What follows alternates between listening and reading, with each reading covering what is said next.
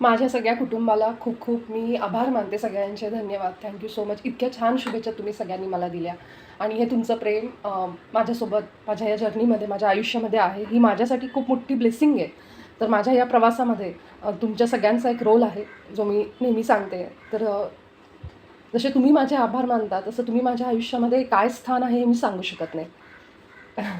शब्दात सांगणं अवघड आहे ते, कारण त्या फीलिंग्ज आहेत, त्या भावना आहेत, त्या फीलच कराव्या लागतात. तर आज सकाळी मी जेव्हा ध्यानाला बसले होते ना, तेव्हा मला नेहमी मेसेजेस तर येतात, पण हा आज अक्षरशः म्हणजे एक चार्ट सहित की काय काय हे ड्रॉइंग वगैरे हे सगळं माझ्या डोळ्यापुढे आलं. आणि मला इमिजिएट ध्यानावरून उठल्या उठल्या मी तुमचे मेसेज बघितले मोबाईलवर आणि लगेचच मी हे बोर्डवर ड्रॉ करायला सुरू केलं. आणि जे काही मला आलेले आहेत ते मी आज तुम्हाला इथं सांगते. ह्याबद्दल ध्यानामध्ये आपण अनेकदा बोललो आहे, सोल्स प्लॅन, एक आत्म्याचा जर्नी, एक आत्म्याचा प्लॅन. पण मला खात्री आहे पूर्ण, जेव्हा तुम्ही हे सगळं ऐकाल ना, ते ऐकल्यानंतर एक मोठा बदल तुम्ही तुमच्या आयुष्यामध्ये अनुभव कराल. तर ह्यामधल्या ज्या अशा गोष्टी आहेत, हे सगळे आपले अनुभव आहेत, हे धडे आहेत जे आपण रोजच्या आयुष्यामध्ये घेतो. ह्याच्यात फार काही वेगळं नाही आहे. पण त्या धड्यांच्या मागं जे मी म्हणते ना, की काय आपल्याला शिकायचं असतं, हे मला आज सगळं दाखवण्यात आलं. तर आपण एखादं जेव्हा घर बांधणी करत असतो, त्या घराच्या वेळेस ही सगळी टीम असते आपल्यासोबत. आर्किटेक्चर, इंटेरियर, मालक असतात, किती पैसा, किती रिसोर्सेस वापरायचे आहेत, हे आपण त्या घराच्या प्लॅनिंगमध्ये करतो. त्यानंतर त्याच्यामध्ये बिझनेस प्लॅन असेल, आपल्या जॉबवर आपण जिथं नोकरीच्या ठिकाणी जातो, दरवर्षी आपल्याला अप्रायझल होतात, रिव्ह्यूज होतात, की तुमचा वर्षाचा परफॉर्मन्स कसा होता बाबा. त्यानंतर बिझनेसमध्ये सुद्धा तुम्ही किती कमवलं, तुमचे गोल्स काय होते, तुम्ही किती, तुमचं टार्गेट होतं आणि तुम्ही त्या कशा पद्धतीने काम केलं, हे सगळं जसं आपण त्याच्यानंतर रिव्ह्यूसुद्धा करतो. तर विचार करा, हे सगळं आपल्या आयुष्यात जे घडतं आहे ना, बाहेरच्या जगामध्ये, हे सगळं काय आहे, तर हे सगळं आपण जे प्लॅन करतो इथं आल्यानंतर या जगामध्ये, या आयुष्यामध्ये, तर हे सगळं आपल्या आत्म्याचा एक भाग आहे, आपल्या जर्नीचा एक भाग आहे. मग आपल्या जर्नीमध्ये हे सगळं कुणीतरी प्लांट केलेलं आहे, की तू हे हे हे सगळं करणार. कारण जसं इथं प्लॅनिंग होतो, इथं रिव्ह्यू होतो, तसं आपल्या आत्म्याचा जो प्रवास होता ह्या जन्माचा, त्याचंसुद्धा प्लॅनिंग होतं. आणि हे वेगवेगळे धडे आपल्याला मिळतात आपल्या पूर्ण आयुष्यामध्ये, कारण हे सगळा भाग आहे आपल्या ह्या प्रवासाचा. तर एक व्यक्ती जेव्हा इथून सुरुवात करते ह्या पॉईंटपासून आणि ती शेवटपर्यंत जेव्हा जाते, तेव्हा त्या पूर्ण जन्मामध्ये ती व्यक्ती काय शिकली आहे, काय प्लॅनिंग केलं, कसा केला परफॉर्मन्स, हे पण काहीतरी एक सुरू असती प्रोसेस. तर समजून घ्यायचे की बाहेर आपण बघतो, आपण म्हणतो ना, जे पिंडी ते ब्रह्मांडी. तर जे बाहेर आहे हे सगळ्या आपल्या आतमधल्या प्रवासाचा भाग आहे. हे सगळे अनुभव आपण घेत असतो, हे धडे घेत असतो. त्यामुळे हे सगळं जे बाहेर घडतं ना आपल्या आजूबाजूला, हे आपल्या प्रवासाचा भाग असल्यामुळं ते आपल्याला तेच दाखवतं की जे आपण आपल्या आतल्या जर्नीमध्ये शिकत असतो. आता हे इथं मी काही धडे, काही अनुभव म्हणा किंवा धडे म्हणा, त्याला जे काही शिकलो आहे ते थोडे मी त्याला एक कॅटेगरी द्यायचा प्रयत्न केला आहे, जेणेकरून आपल्याला नीट समजेल. बघा, जेव्हा आपण आपल्या स्वतःच्या आयुष्यामध्ये किंवा आपल्या जवळच्या व्यक्तीच्या शरीरामध्ये कुठलंही व्यंग म्हणू शकतो आपण त्याला, रंग काळाचे, आकार असाचे, उंची कमीचे, उंची जास्तचे, पाय असाचे, नाक असंच आहे, नाक नकटंच आहे, डोळे तिरके डोळे आहेत किंवा डोळ्यांमध्ये प्रॉब्लेम आहे, अजून कुठल्या शरीराच्या कुठल्याही भागामध्ये प्रॉब्लेम आहे, हे असं का होतं, ह्याच्यामागे आपल्याला काय धडा आहे, तर अनकंडिशनल लव.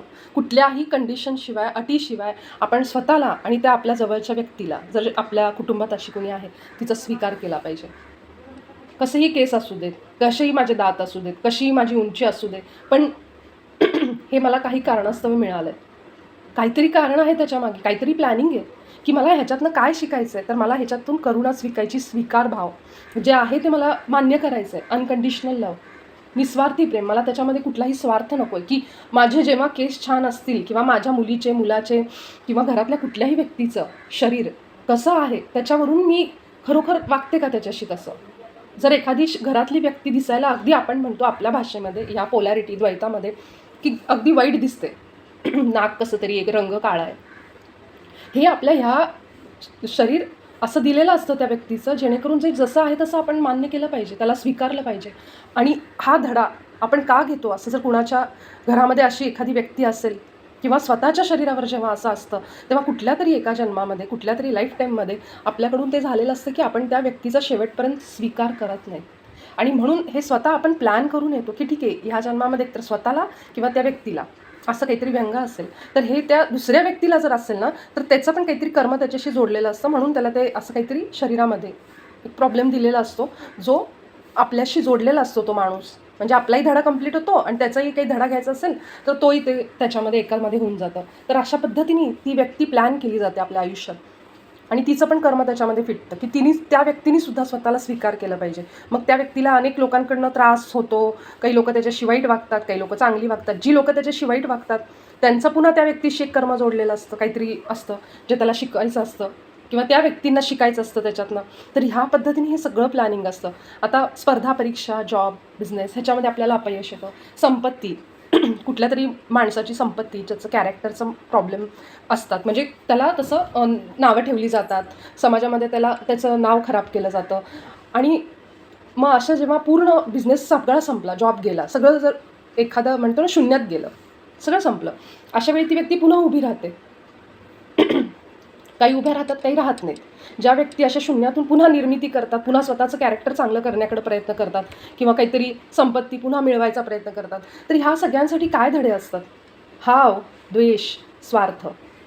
जेव्हा तुमच्या कुठल्या तरी गोष्टीमध्ये फेल्युअर यायला सुरू होतं तर समजायचं इथं काहीतरी मला शिकायचं, काहीतरी धडा आहे. एकतर मी द्वेष करत असेल, जेलसी असेल, जे माझे स्पर्धा बाकीचे लोक आहेत माझ्यासोबतचे, परीक्षा देणारे किंवा जॉब बिझनेसमध्ये कॉम्पिटिटर असतात, त्यांच्याबद्दल माझ्या मनात द्वेष आहे किंवा अति हाव, ग्रीड म्हणतो ना आपण, तर ते सुद्धा नाही. एक समतोल असला पाहिजे ह्या पद्धतीने. आणि स्वार्थ, ह्या सगळ्या गोष्टी लिमिटमध्ये असतील तर ठीक आहे, पण तेव्हा त्यांचं एक्स्ट्रीम लेवल होते तेव्हा मात्र त्याचा आपल्याला त्रास होतो, आपल्यासोबतच्या सगळ्या व्यक्तींना त्रास होतो. हे त्यानंतर आपण शिकतो की आत्मविश्वास, शून्यातून निर्मिती म्हणजे काय? आत्मविश्वास. धाडस, माझ्यात ते धाडस आहे का? मी पडले 10 वेळा, पुन्हा उठायचं धाडस माझ्यात आहे का? अपराधी भाव, जेव्हा माझ्याकडून कुठलं तरी नुकसान, माझ्या कॅरेक्टरवर कुणीतरी नावं ठेवतं, समाजामध्ये मला माझं कॅरेक्टर खूप घाण आहे ह्या पद्धतीने माझी सगळी बदनामी केली जाते, तेव्हा माझ्यामध्ये अपराधी भाव आहे का? माझ्याकडनं चुका घडल्यात. आणि मग त्यावेळी जेव्हा माझ्याकडं बोट दाखवलं जातं तेव्हा माझा अपराधी भाव कमी होतो आहे का? मी स्वतःला माफ करू शकते का?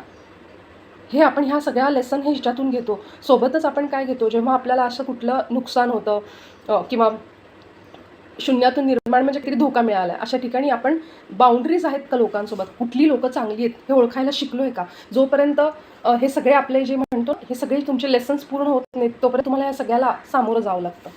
आता एखाद्याचं लग्न उशिरा होतं, एखाद्याला मुलं-बाळं उशिरा होतात, संतान नसते किंवा एखाद्याला प्रयत्न करून सुद्धा यश मिळत नाही. कितीही म्हणजे आपण म्हणतो ना कष्ट केल्यावर तुम्हाला सक्सेस मिळणारच, पण खूप कष्ट, खूप स्ट्रगल त्यावेळेससुद्धा मिळत नाही. अशा वेळी जेव्हा हे सगळे उशिरा डिले आपण ह्या आपल्या वेळेनुसार जेव्हा आपण उशीर झाला या लग्नच होत नाही आहे, काय करणार? हे जेव्हा म्हणतो तेव्हा एक असतो एक धडा म्हणजे समर्पण, सरेंडर. तुम्ही सगळ्या गोष्टी जर तुम्ही कंट्रोल करायला बघत असाल, मागच्या अनेक जन्मांमध्ये तुम्ही हे करत असाल की प्रत्येक गोष्ट माझ्या मनाप्रमाणे झाली पाहिजे, हे आत्ता घडलंच पाहिजे, मी म्हणतो तसंच झालं पाहिजे, ह्यावेळी हे घडलंच पाहिजे. दुसरं असतं ते ह्याच्यामध्ये एक असतं ते की हाव आणि द्वेष, हे पण गोष्टी ह्याच्यामध्ये इन्व्हॉल्व असतात. तर अशा वेळी तुम्हाला तो धडा मुद्दामून दिला जातो की तुम्ही जेव्हा हे सोडताना, जाऊ द्या आता जेव्हा होईल तेव्हा होईल, हे जेव्हा तुम्ही सरेंडर करता की माझा विश्वास आहे, एकतर तुम्ही रागाने म्हणता किंवा मग खरोखर तुम्ही भगवंताच्या प्रेमापोटी म्हणता की माझा विश्वास आहे तो करेल, तो चांगलंच करेल. ह्या दोन्ही गोष्टीमध्ये तुम्ही काय शिकता तर समर्पण शिकता. तर ह्यावेळी ह्या कंडिशन्स, अशा गोष्टी आपल्या समोर यायला लागतात. आणि जेव्हा आपण ते सगळं सोडून देतो की यश इतकं प्रयत्न करून पण मिळत नाही आहे, मग ठीक आहे आता जाऊ दे, मी आता सोडून देते, जेव्हा व्हायचं तेव्हा होईल, नाहीतर नाही होईल, हे जेव्हा आपण म्हणतो त्यावेळी ते आपोआप न मागतासुद्धा आपण विसरून पण जातो बऱ्याचशा गोष्टी आणि तेव्हा ते सुरुवात होतं घडायला. आता यशमध्ये ना, सक्सेसमध्ये कष्ट करूनसुद्धा अनेक लोक इतके कष्ट करतात पण मिळत नाही. त्याच्यामध्ये अजून एक समर्पणासोबतच अजून एक जोडलेलं असतं ते म्हणजे द्वेष आणि हाव. ह्या गोष्टीसुद्धा असतात. जर तुम्ही ह्या 2 गोष्टी तुमच्यात भरून आहेत, जेलसी, दुसऱ्याचं बघून आपल्याला आवडत नाही आहे, हाव वाटते, त्यांच्याकडे काही असेल तर माझ्याकडे पण असलं पाहिजे, कॉम्पिटिशन, सतत स्पर्धेचा भाव, हे जर असेल ना तरीसुद्धा इथं यश मिळायला त्रास होतो शेवटी. आता आपल्याला वाटतं नाही आमच्यामध्ये तर असं काहीच नाही आहे, आम्ही असं कधी आमच्या मनामध्ये ही भावना नसते, तर हे कदाचित आपल्या कुठल्या तरी पास्ट लाईफशीच पण जोडलेलं असतं. त्यानंतर एखादा मोठा आजार आला किंवा अचानक एक ॲक्सिडेंट झाला आणि सगळं चालता बोलता असलेली व्यक्ती एकदम अंथरुणाला खिळून बसली, कुठेतरी हातापायाला अशी इजा झाली की ते काम करायचं बंद होतं. एक कुठला तरी मोठा आजार, कॅन्सर किंवा अजून असे कुठले मोठे आजार असतील तर हे कशासाठी असतात? तर ह्यामध्ये खरं तर ना ही सगळे बरेचसे ह्याच्यातले गुण असतात की करुणा, की स्वीकार करणं, की प्रेम दाखवणं, काहीतरी आहे आपल्याकडनं घडलेलं. आणि सगळ्यात मोठं असतं की जेव्हा आपण त्या आजारातून, ॲक्सिडेंटमधून रिकवर व्हायला लागतो तेव्हा विश्वास वाढायला लागतो स्वतःबद्दल. जर एखाद्या माणसाने, एखाद्या सोलनी असा प्लॅन केला आहे की मी एक मोठा आजार माझ्या आयुष्यात इथं लिहून घेतो किंवा ॲक्सिडेंट आणि त्याच्यातून रिकव्हरी, स्वतःची, बरा पण होईन. तर ह्याच्यामुळं काय होतं, की भगवंतावरचा, ह्या शक्तीवरचा पण विश्वास वाढतो. कारण ह्या दरम्यान जेव्हा आजार किंवा ॲक्सिडेंट होतो, या दरम्यान माणूस काय होतो, दुसऱ्यावर डिपेंडंट होतो. आणि जी लोकं मानत नाहीत अशा कुठल्या शक्तीला, देवाला, असं म्हणजे आपण बघतो. आता हे मानणंच म्हणजे सगळं आहे असं नाही आहे. पण कुठल्या तरी शक्तीला मानणं. देवच म्हणून नाही, गुरुच म्हणून नाही, धर्म, जात ह्याच्यामध्ये नाही आपण हे बघायचं. तर कुठल्या तरी एक शक्ती आहे, सुप्रीम पॉवर आहे. आपणच सगळ्यामध्ये आपलंच सगळी शक्ती आहे. ह्याच्यापेक्षा एक कुठली सुप्रीम शक्ती आहे, तिच्यावर आपण विश्वास ठेवायला लागतो आणि सरेंडर पण करायला लागतो इथं. त्यानंतर आपल्यावरचा एखाद्या माणसामध्ये आत्मविश्वासच नाही आहे, कमी आहे. त्याला शिकायचं या जन्मामध्ये ना मी आत्मविश्वास शिकेन. मी धाडसी बनेन या जन्मामध्ये. ह्या जन्मामध्ये मी सरेंडर करायला शिकेन. ती लोकंसुद्धा ॲक्सिडेंट आणि आजार लिहून आणतात, की स्वतःवर विश्वास ठेवून पुढे जाणं, की मी करू शकतो, मी बरा होऊ शकतो. हा जो विश्वास आहे ना, हा त्यांचा वाढत जातो. म्हणजे काय, आत्मविश्वास, स्वतःवरचा विश्वास त्यांचा वाढतो. धाडस ते दाखवायला लागतात, की मी करू शकतो, काही होत नाही, काही मी हारणार नाही, I will not give up, मी कधी हारणार नाही. हा विश्वास आणि हे धाडस त्यांच्यामध्ये ह्या ॲक्सिडेंट आणि आजारामध्ये येतं. चोरी झाली घरामध्ये, कुठली तरी आपली महत्त्वाची वस्तू, पैसा, मोबाईल, अशा सगळ्या ज्या गोष्टी आहेत त्या चोरीला गेल्या, हरवल्या आपल्याकडून, किंवा धोका मिळाला, प्रिय व्यक्तीचं अचानक जाणं, हे सगळं जे येतं ना, त्या अटॅचमेंट, मोह आणि ॲक्सेप्टन्समध्ये, की तुम्ही किती त्या गोष्टींना अटॅच होऊन बसलेले असतात. मोह असतो, मग आता काय करायचं बाबा, तुला ह्या जन्मामध्ये जर मला बघायचं आहे, की मी मागच्या जन्मात मरेपर्यंत सगळ्या गोष्टींना अटॅच होतो, प्रत्येक गोष्ट माझी, मी इथं सोडून जाणार, ह्याच्या माझ्या मनामध्ये दुःख होतं मागच्या जन्मामध्ये. तर ह्या जन्मामध्ये आपण प्लॅन करून येतो, की माझा मोबाईल चोरीला जाईल, माझ्या घरामध्ये चोरी होईल, माझे पैसे चोरीला जातील, एक कोणीतरी व्यक्ती माझ्या ऑफिसमधली धोका देईल. आता जेव्हा हे धोका पण आहे ना, जेव्हा ती व्यक्ती आपल्याला धोका देते ना, तेव्हा त्या व्यक्तीलासुद्धा आपलं एक कर्म जोडलेलं असतं. मग ते ह्या पद्धतीने आपण प्लॅन करतो, की मग एक काम कर, मागच्या जन्मामध्ये मी तुला धोका दिला ना, मग एक काम करू, या जन्मामध्ये तू मला धोका दे, म्हणजे ती एनर्जी बॅलन्स होऊन जाईल, ऊर्जा बॅलन्स होऊन जाईल. आणि मग मलाही ते दुःख अनुभवायला मिळेल, की आपल्या घरामध्ये जेव्हा कुणीतरी आपल्याला धोका देतं, आपलीच माणसं ऑफिसमधली, बिझनेसमधली, तेव्हा ते दुःख काय असतं मी हे अनुभव करेन तुझ्यामार्फत. म्हणून आपण त्याला सांगतो, की तू धोका दे मला. हे मी पुढं बोलेन अजून. पण ह्या पद्धतीने एक आपली जवळची व्यक्ती, जिला आपण इतकं जीवापाड जगतो, आणि ती व्यक्ती अचानक जाते. अचानक काहीतरी, कुठला तरी आजार, ॲक्सिडेंट, कशा तरी कुठल्या तरी गोष्टीतून ती जाते. तेव्हा ती व्यक्ती शिकवते मोह. ह्याच्यातनं कसं बाहेर पडायचं, का, कारण मागच्या जन्मामधला आपला जर्नी जो असतो तो केवळ अडकून राहिल्यामुळं, आपण म्हणतो ना, आत्म्याची वासना, इच्छा त्याच्यात अडकून राहिली, त्याचा जीव त्याच्यात अडकला होता. तर ह्याच्यासाठी हे सगळे आपल्याला धडे येतात. आणि हे फक्त चोरी, लॉस, धोका असं नाही, ह्यामध्ये सगळंच आलं. म्हणजे कधी एखाद्या माणसाचं ना, स्वतःच्या नावाशी पण खूप, म्हणजे स्वतःचं जे कॅरेक्टर आहे, की मी फेमस आहे, प्रसिद्ध आहे, चारित्र्याला घेऊन, कॅरेक्टरला घेऊन, त्या व्यक्तीनं आपल्या आयडेंटिटीशी खूप जोडलेल्या असतात. म्हणजे मी डॉक्टर आहे, तर माझ्या डॉक्टरकीवर माझं इतकं प्रेम आहे, की म्हणजे खूप त्यामध्ये अडकलेल्या असतात. आता त्याला त्याच्यातनं बाहेर कसं काढायचं, कारण शेवटी मरताना समजा जायच्या वेळी जर जीव आपल्या आयडेंटिटीमध्ये अडकून बसला, की मला माझं डॉक्टर सोडता आलं नाही, किंवा असे मोठे सेलिब्रिटी, ॲक्टर्स वगैरे असतात, त्यांना ती प्रसिद्धी आवडत असते, लोकांनी आपल्याला ओळखावं, फेमस झालेले असतात. अशा लोकांना ही अटॅचमेंट सोडणं फार अवघड होतं. मग अशा वेळी त्यांना हे प्लॅन केलं जातं, की तुम्ही शिका, की कशाशीही मोह ठेवू नका, सगळं जाणार एक दिवशी. हे आपल्याला ह्याच्यातनं शिकायला मिळतं. आणि मग जे काही राहिलेला धडा असतो त्या व्यक्तीचा, मग ती कशातच मोहात अडकत नाही. मग ती काय म्हणते, की आपल्या हातात नाही आहे जन्ममृत्यू, तर मग कशाला आपण ह्या सगळ्या गोष्टींना अडकून ठेवायचं, त्यांच्याशी अटॅच नाही व्हायला पाहिजे. आपल्या आयडेंटिटीशी, मी स्त्री आहे, पुरुष आहे, ही सुद्धा आपली आयडेंटिटी आहे, ह्याच्याशी पण आपण अडकून असतो. आपण आपल्या नावाशी, आपल्या जी काही ओळख आहे समाजामध्ये, त्याच्याशी पण आपण अडकून असतो. तर ह्या पद्धतीने तुमच्या कॅरेक्टरवर बदनामी केली जाते, म्हणजे तुम्हाला थोडा मोह कमी व्हावा, की तुम्ही फार तुमच्या आयडेंटिटीमध्ये अडकून बसू नये. हे सुद्धा काही लोक प्लॅन करतात. आता सगळ्यात महत्त्वाचं रिलेशन आणि नाती, ह्या ज्या समस्या आपण रोज फेस करतो, आपल्या प्रत्येकाच्या म्हणजे जेवढे आपण लोक आहेत, तर प्रत्येकामध्ये हे प्रॉब्लेम असतात. तर हे असतात आपल्याला शिकवण्यासाठी, की क्षमा करणं गरजेचं आहे. प्रेम तर आहेच आहे, की निस्वार्थी प्रेम, की समोरून येतं आहे, नाही येतं आहे, तुम्ही किती शिकताय, पुन्हा आपण त्या चुका पण करतो बऱ्याचदा. त्यांच्यासोबत रिलेशन पुन्हा खराब होतात. एकदा चांगलं झालं, परत खराब झालं. मग हे काय शिकवतं आपल्याला, सीमा शिकवतं. बाउंड्रीज ठेवा तुम्ही लोकांबरोबर, तुम्ही त्यांच्यासाठी करा, पण तुम्ही जेव्हा ती लोकं करतात आपल्यासाठी, ते पण ॲक्सेप्ट करा. आणि किती करायचं कुणासाठी, ह्याची पण एक सीमा पाहिजे. तुम्ही जर त्यांना खूप देताय, तर त्या माणसाला तुमची किंमत नाही आहे. मग अशावेळी तुमच्यासाठी काय धडा आहे. आपण म्हणतो अनकंडिशनल करायचं आहे, अनकंडिशनल प्रेम करायचं, इथं काही तुम्ही सीमा बघायची नाही किंवा तुम्ही बघायचं नाही की तुम्ही किती केलं आणि त्यांनी किती केलं. पण जेव्हा आपण अशा व्यक्तींना करतो, अनकंडिशनली जरी करायला गेलो आपण, खूप खूप त्यांच्यासाठी करतो आहे, ज्याची गरज नाही आहे, तेव्हा मात्र मग आपल्याला सीमेचा विचार करावा लागतो, बाउंड्रीचा. अनकंडिशनली कधी करतो आपण, की जेव्हा त्या व्यक्तीला गरज आहे, पण आपण म्हणतो नाही नाही तू माझ्याशी असं वागलं, मी नाही करत. त्यावेळेस आपण अनकंडिशनलचा विचार करू शकतो. पण सीमा, बाउंड्री कधी येते, जेव्हा आपण त्या व्यक्तीला खूप देतोय, ओव्हर गिविंग, ज्याची त्याला गरज नाही आहे, ज्यामुळं त्याचं ग्रोथ थांबती, त्याचा प्रवास कुठेतरी म्हणतो ना आपण स्पॉईल केलं, आपण एखाद्याला वाया घालवलं. म्हणजे एखाद्या आईने जर मुलाचे इतके लाड करायला सुरुवात केली की तो मुलगा चुकीच्या मार्गाला लागला, हे झालं. इथं मग बाउंड्री ठेवली पाहिजे, इथं सीमा. आईचं प्रेम मुलावर अनकंडिशनल आहे, पण बाउंड्री असली पाहिजे की तुम्ही अतिही तुमच्या मुलांना असं नाही केलं पाहिजे की ते चुकीच्या मार्गाला जातील, वाईट मार्गाला जातील.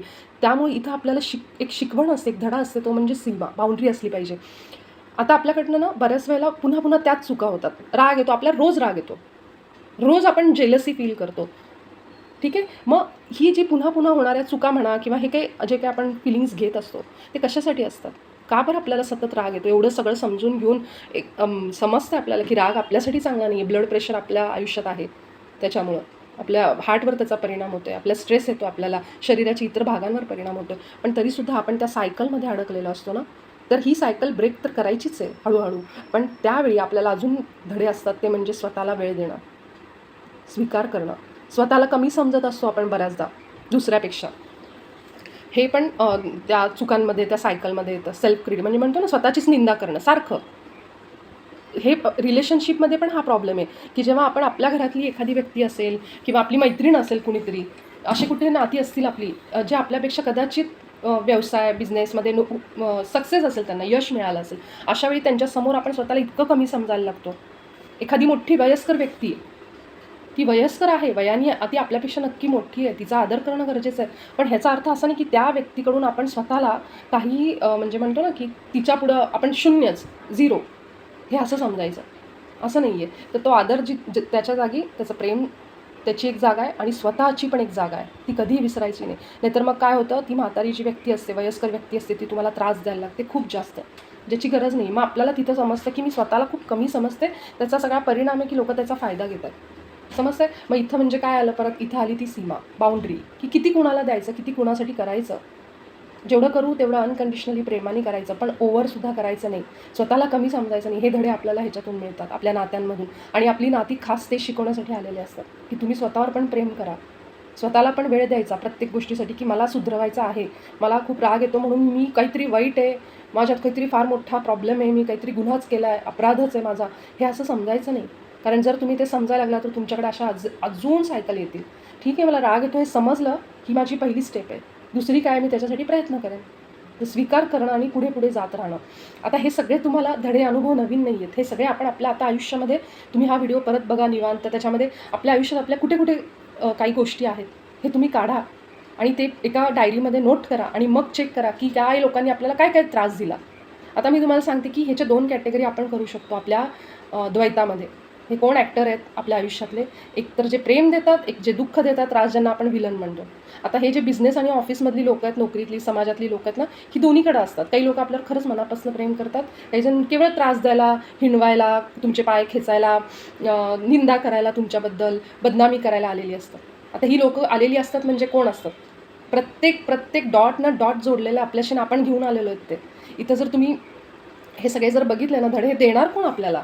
आता मला जर अनुभव घ्यायचा आहे की काहीतरी, एक माझी चोरी, मोबाईल चोरीला गेला माझ्या, मला आता अनुभव घ्यायचा आहे की माझं चोरी होणं म्हणजे मला त्या मोहातनं मुक्त व्हायचं आहे. मी काय करेन मग? कुणाला तरी सांगेल, एखाद्या चोराला पकडेन, अरे बाबा तू एक असा रोल प्ले करशील का, चोरी कर माझ्या मोबाईल. मग तो व्यक्ती काय म्हणेल, ठीक आहे चला मी तुमच्यासाठी हे रोल प्ले करतो. सोबतच आता आपण जसं बघितलं, लॉस आणि एखादा आपला मोबाईल जेव्हा चोरीला जातो तेव्हा त्याच्यामध्ये खूप डेटासुद्धा असतो, फोटो असतात, हे असतात.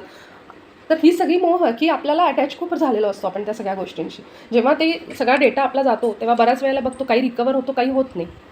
तर हे सगळं आपल्याला काय शिकवतं की अति डिपेंड कशावर राहू नका. कारण ह्या छोट्या छोट्या हॅबिट्स, ह्या सवयी तुम्हाला शेवटी जेव्हा तुमचा जीव जात असतो तेव्हा तुम्ही कुठल्याही निर्मोहाशिवाय ह्यातनं गेलं पाहिजे, नाही तर पुन्हा तुम्ही या पृथ्वीवर येणार. का तर मला ती माझी इच्छा राहिली म्हणून, ती वासना माझी अडकून आहे, माझी इच्छा अजून ती अपूर्ण आहे की ज्याच्यामध्ये मला हे फील करायचं होतं. तर ह्या गोष्टींसाठी तुम्हाला ते सोडणं गरजेचं आहे. आणि म्हणून तुम्ही बघत असाल अनेक धर्मांमध्ये ना आपली सगळी संपत्ती सगळं सगळं सगळं दान करतात, ते शिकण्यासाठी, तो भाव येण्यासाठी. पण इतकं सगळं न करता सुद्धा, म्हणजे दान अगदी सगळी संपत्ती दान करणं किंवा सगळंच आपलं दान करणं, हे आपल्याला न करता सुद्धा आपण ह्या मोहातनं बाहेर येऊ शकतो. केवळ आपलं एक स्वतःची रोजची सवय ठेवून, इंटेन्शन ठेवून, की सगळ्याबरोबर राहायचं, सगळं करायचं, पण कशाशी अटॅच व्हायचं नाही. जे आपले संत करून गेले, योगी करून गेले मोठे मोठे, तर त्यांच्या आयुष्यातून आपण हे शिकतो. सो आता हे जे आपण म्हणतो ना, की सगळी प्रेम देणारी लोकं आपल्या आयुष्यातली बघा, ज्यांना काही कुठल्या अपेक्षा नाही आहे, निस्वार्थी, आपली सोल फॅमिली, आपण रोज ध्यानाला भेटतो सगळेजण, काही कुणाकडनं अपेक्षा आहे काही नाही, एकमेकांसोबत केवळ बसून ध्यान करतो. आणि आपल्याला वाटतं आपण शरीराने एकमेकांसोबत लांब बसून ध्यान करतो, पण खरं आपले आत्मे सगळे जे असतात, आपलं सबकॉन्शियस हे ऑलरेडी एकच असतं. एकत्र बसून ऑलरेडी आपण त्या एका जागेवर ध्यान करत असतो, ती साधना करत असतो, ते आपल्याला दिसत नाही. तर जरी आपण शरीराने लांब लांब असलो तरीसुद्धा आपण सगळे एकत्र बसून ती साधना करत असतो. त्रास देणारी लोकं आपली आठवा, कोण कोण आहेत, शत्रू आठवा, ज्या लोकांनी बिल्डिंगमधली असतील, घरातली बिल्डिंगमधली लोकं असतील, ती आठवा, कोण कोण आहेत अशी. आपल्या घरातल्या खराब होणाऱ्या वस्तूसुद्धा ज्या आपल्याला पैसा खर्च करायला भाग पाडतात, किंवा आपले आजारसुद्धा छोटे मोठे, जिथं आपला पैसा खर्च होतो, कुठलीही अशी गोष्ट की जिथं आपला पैसा अचानकपणे खर्च होतो विनाकारण, आपण म्हणतो त्याला, हे सगळं आपण बिलं भरतो, लाईट बिलं असतील किंवा दुसरी बिलं असतील, ते भरताना आपल्याला किती त्रास होतो. हे सगळं जिथं खर्च आहे ना, अचानक निघणारे खर्च घरातले, हे सगळे आपल्याला काय शिकवतात, की ह्या मोहापासून बाहेर या, सरेंडर करा, स्वीकार करा. हे सगळं आपल्याला ह्यातनं शिकायला मिळतं. माझ्या हे लक्षात मला आणून दिलं गेलं की ह्या वस्तूंबद्दल सुद्धा. तर ह्या जो जर्नी आहे आपला, आता हे याच्यामध्ये काही लोक स्पिरिच्युअल जर्नी, ज्याला आता आपण हे जे काही शिकतोय, ऐकतोय, हे जे समजून घेतोय, एकदा आपल्याला हे समजलं की बघा आपलं दुःख कमी होतं, आपण रिलॅक्स व्हायला लागतो. तर मोस्टली लोक हे ह्या दरम्यान प्लॅन करतात, 32-35च्या दरम्यान, 38-39 त्या दरम्यानमध्ये लोक आपलं स्पिरिच्युअल अवेकनिंग स्टार्ट करतात, की ज्यांना हे सगळं समजायला लागतं. त्याआधी त्यांच्यापुढे कुणी डोकं जरी फोडलं तरी ते लोक हे ऐकून पण घ्यायला तयार नसतात.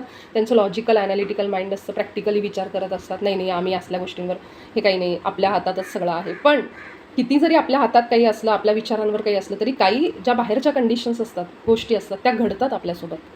आणि मग आपल्याला वाटतं अरे याच्या सगळं माझ्या हातात नाही आहे, काहीतरी असं आहे की जे माझ्यासमोर अशी परिस्थिती निर्माण करते आहे, माणसं आणून उभी करते आहे, ज्यांच्याशी मला सामना करायचा आहे. मग हे सगळं त्या आधीच्या आपलं जे आयुष्य असतं त्याच्यामध्ये आपण जे काही आपले हे धडे, हे जे काही हे सगळे जे काही भोग म्हणतो आपण त्याला, कर्मभोग, हे सगळं करून घेतो.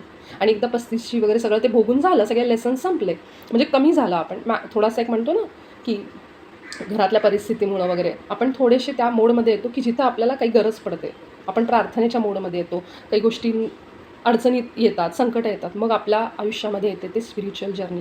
मग लोक इथपर्यंत काय करतात, कधी कधी लग्नाला उशीर होतो. आता लग्नाला उशीर होणं ह्याच्यामध्ये सुद्धा काहीतरी तुमचा पार्टनर असतो ना, समजा ह्या दरम्यान तो आला तुमच्यासोबत, तर हे जे काही धडे आहेत ना आधी घडणारे, समजा एखाद्याचं लग्न 35शीमध्ये झालं, उशीर झाला लग्नाला आपण म्हणतो, पण विचार करा 35शीच्या आधी जर त्या माणसाचं लग्न झालं, त्याचे जे स्वतःचे धडे असतात ना, त्याच्यामध्ये तो पार्टनर पण खेचला जातो. कारण त्याला जो मानसिक त्रास व्हायचा आहे, कोणी धोका दिला, ह्याचा सगळा त्रास त्याला होणार, त्याच्या पार्टनरला पण होणार, बायको नवरा जे कोणी असेल. मग त्यापेक्षा तो त्याचे स्वतंत्र पहिले धडे शिकून घेतो, जे काही शिकायचे, ते दुःख भोगायचे, त्रास अनुभव करायचा आहे. त्याच्यानंतर 35शीमध्ये त्याचं लग्न होतं, मग त्या दोघांचे मिळून प्रवास वेगळा सुरू होतो, जिथं त्या दोघांचे लर्निंग्ज असतात. म्हणून उशीर होतो. आपल्याला वाटतं अरे उशीर, शनी महाराज, हे महाराज, ते महाराज, पण ॲक्च्युली ते त्यांना दोघांनी मिळून त्यांनी हे फिक्स केलेलं असतं की पहिलं तू ह्या वर्षापर्यंत तू तुझे काही जे काही लेसन्स आहेत, तुझे म्हणतो आपण भोग आहेत, ते करून घे, तुझे अनुभव एकट्याचे. त्यानंतर त्या दोघांचं जर्नी पुढे स्टार्ट होतो. म्हणून तुम्ही बघा, जेव्हा आपण स्पिरिच्युअलिटीमध्ये येतो, हे सगळं शिकायला लागतो, त्या लोकांना मुलं बाळं होतात, त्या लोकांचं लग्न व्हायला लागतं, त्या लोकांचे बिझनेस नीड व्हायला लागतात, जॉब नीड, कारण त्यांचं सगळं शिकून झालं. आता त्यांना समजलं की हे सगळं बाबा, हे जे प्लॅनिंग केलेलं आहे ना, हे सोल, माझा आत्मा, हे सगळं प्लॅन करून आला आहे. तुम्ही विचार करा, एवढ्या छोट्या छोट्या गोष्टींचं आपण प्लॅनिंग करतो, उद्या काय स्वयंपाक करायचा आहे, भाज्या कुठल्या, भाज्या घेताना ही भाजी खाऊ का, ते मग एवढं आपलं जर एक आयुष्य आपण घालवतोय, त्याचं किती प्लॅनिंग झालं असेल. आणि हे जे कोणी नुकसान देतं, आपल्याला त्रास देतं, ही लोकं ना, ह्यांना आपण सांगितलेलं असतं, तू एक काम कर, माझ्या वयाच्या 25शीला मला इतका मानसिक त्रास दे, छळ कर माझा तू, जेणेकरून मी तो अनुभव पण घेईन आणि कदाचित मी स्पिरिच्युअलिटीमध्ये जाईन, म्हणजे माझ्या आत्म्याच्या प्रवासाला लागेल. की जेव्हा खूप मानसिक त्रास व्हायला लागतो, तेव्हा आपण शांती करून घेतो, पत्रिका दाखवतो, का असं होतं हे प्रश्न विचारायला लागतो. आणि तो प्रश्न आल्याशिवाय आपल्या आयुष्यामध्ये आत्मप्रवास सुरू होत नाही.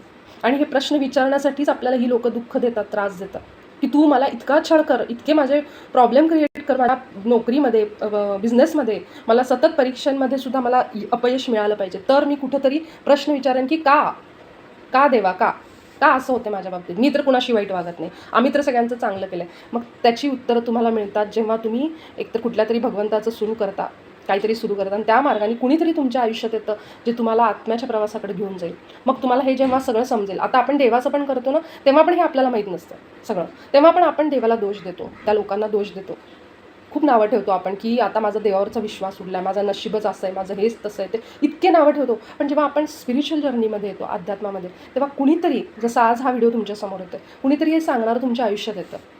मी तर केवळ माध्यम आहे, पण माझ्या जागी जी कोणी तुमची व्यक्ती असेल, ज्यांनी ठरवलं असतं तुम्ही सगळ्यांनी मिळून की हे जेव्हा होईल तेव्हा मी हे सगळं समजून घेईन, आणि आज जेव्हा हे सगळं समजेल ना आपल्याला, तेव्हा तुम्ही बघा आपल्याला फ्री झाल्यासारखं वाटेल, आपल्याला सगळं समजेल, एक एक सगळे बिंदू जोडतो आपण की ही व्यक्ती माझ्याशी अशी का वागली, काय शिकवत होती मला ती, मला कुठेतरी बाउंड्री ठेवायची गरज होती त्या व्यक्तीशी, मला कुठेतरी अनकंडिशनल लव्ह शिकायचं होतं तिच्याकडनं, की माझी घरातली व्यक्ती, सासू सासरे किंवा कुणी, बहीण आत्या कुणी, ती व्यक्ती माझ्याशी 10 वेळा अशी वागली, ठीक आहे, पण मग मी तिला क्षमा करू शकले का, मी तिला तरीही प्रेम करू शकले का, आणि कुठेतरी मी सीमा पण माझ्या आखल्या होत्या का, बाउंड्रीज होत्या का, हे सगळं आपल्याला त्यांच्याकडनं शिकायला मिळतं. त्या लोकांना आपण सांगतो की तू तसं वाग, म्हणजे मला कळेल की कशी माझी बाउंड्री ठेवायची, कसं स्वतःला कमी समजायचं नाही, तू माझा सारखा अपमान कर, मग मी थोडंसं कुठंतरी तुझ्यापासून एक सीमा ठेवेन, आणि कुठंतरी मग स्वतःबद्दल थोडंसं प्रेम यायला लागेल. मग नवरा बायकोला खूप जास्त बोलतो, समजा बायको नवऱ्याला खूप जास्त बोलते, ह्यावेळी आपल्याला हे सगळं शिकवतं की कसं आपण एक सरेंडर भावमध्ये, ठीक आहे होत असेल, मग त्या सिच्युएशननुसार हे आपण सगळे भाव आपल्यामध्ये आणायचे, की कुठं आपण आता मी हे सगळं जे सांगते जनरलमध्ये सांगते की असं होऊ शकतं. आता हे सगळं एकमेकांमध्ये इन्व्हॉल्व पण असतं, तर आपण आपल्या आयुष्यामध्ये बघायचं की कुठली कंडिशन माझ्या आयुष्यामध्ये आत्ता आहे, आणि मग त्यातनं मला माझ्याकडनं काय चुकतं आहे आणि काय बरोबर आहे माझ्यासाठी, हे आपण स्वतः आपल्या आयुष्यामध्ये विचारायचे प्रश्न. त्याच वेळी आपल्याला सगळ्याची उत्तरं उलगडायला लागतात.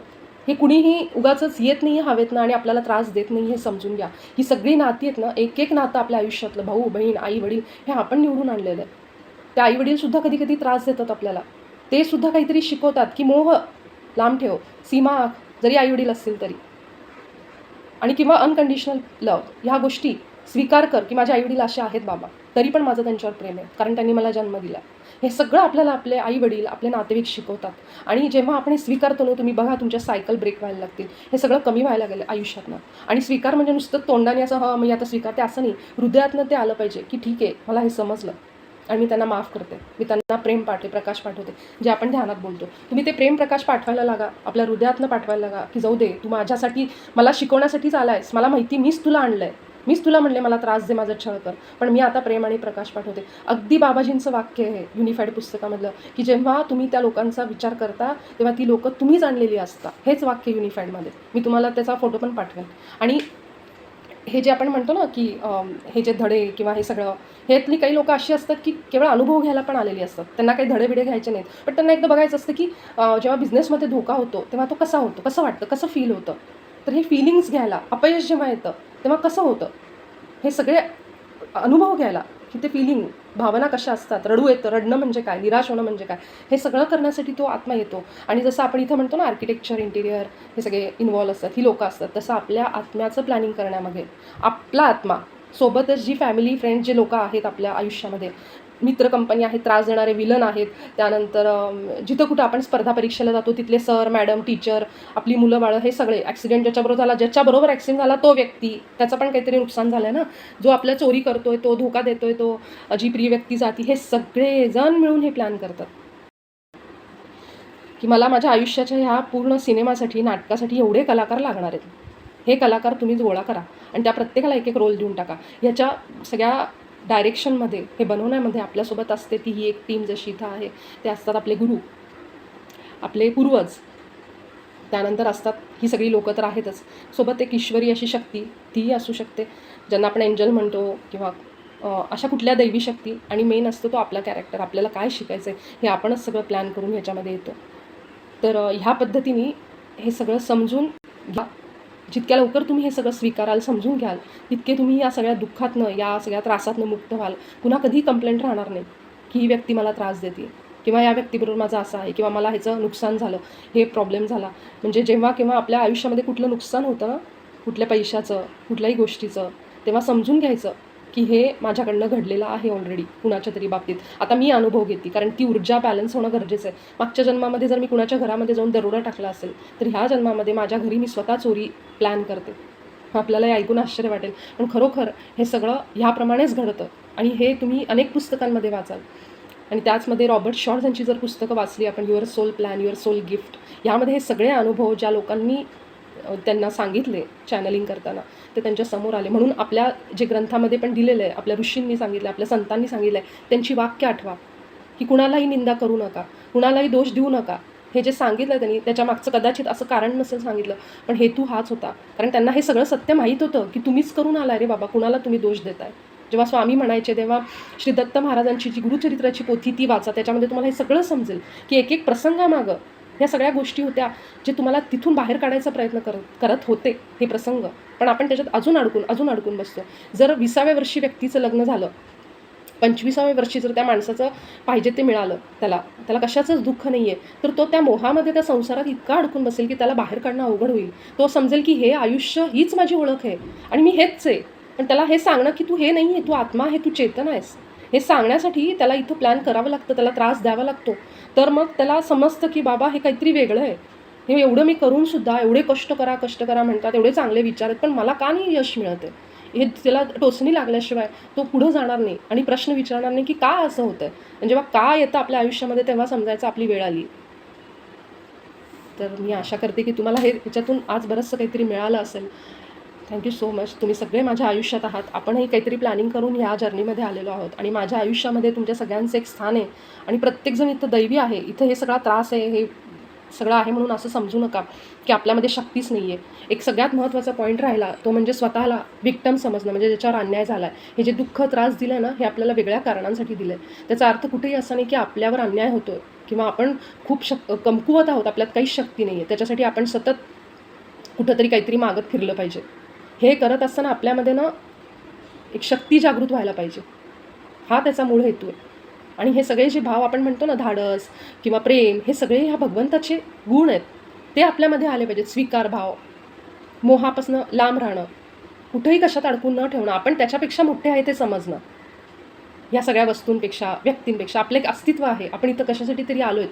तर हे जे भगवंताचे क्वालिटीज आहेत, त्याचे गुण आहेत, ते आपल्यामध्ये आणणं म्हणजे आपण भगवंत होणं, साक्षात त्याच्या रूपात येणं. आपण समर्पण, विश्वास, धाडस, हे सगळे त्याचे गुण आहेत जे आपण त्या दिवशी तो पिरॅमिड बघितला होता. आनंद, उत्साह, खेळीमेळीचं वातावरण, जिथं आनंद आहे, जिथं हास्य आहे, तिथं भगवंत आहे असं म्हणतात. ज्या घरात शांती आहे. तर हे सगळं आपल्याला का शिकवलं गेलं आहे इतके दिवस, तर ह्याच्यावरनं समजून घ्या की हा आपला सोल प्लॅन आहे आणि आपण हे शिकायला आलो. आणि जेव्हा आपण हे सगळं शिकतो तेव्हा आपण साक्षात भगवंत रूपी होतो, जे आपल्या संतांना माहीत होतं. आपले संत हे सगळ्या संतांची तुम्ही चरित्र काढा, त्यांची पोथ्या काढा सगळ्या आणि चेक करा, त्यांच्यामध्ये हे सगळं होतं. कधीही त्यांनी कुठल्या गोष्टीला विरोध केला नाही, कधीही ते असे द्वेष, स्वार्थ कुणाच्यामध्ये अडकून बसलेत, मोहामध्ये अडकलेत. तुकाराम महाराजांची गोष्ट, एवढं मोठं सोनं नाणं सगळं आणून देतात, सगळं परत करायला लावतात. ते हे काय आहे की तुम्ही अटॅच होऊ नका कशामध्ये.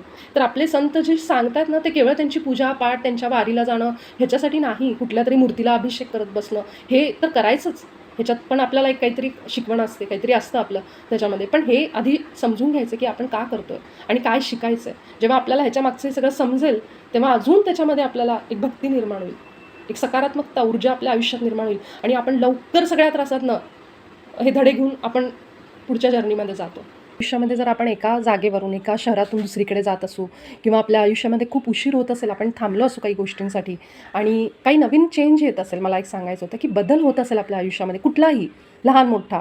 आपलं शरीर जरी वजनाने वाढलं तरीसुद्धा तो काहीतरी बदल आपल्याला शिकवतो.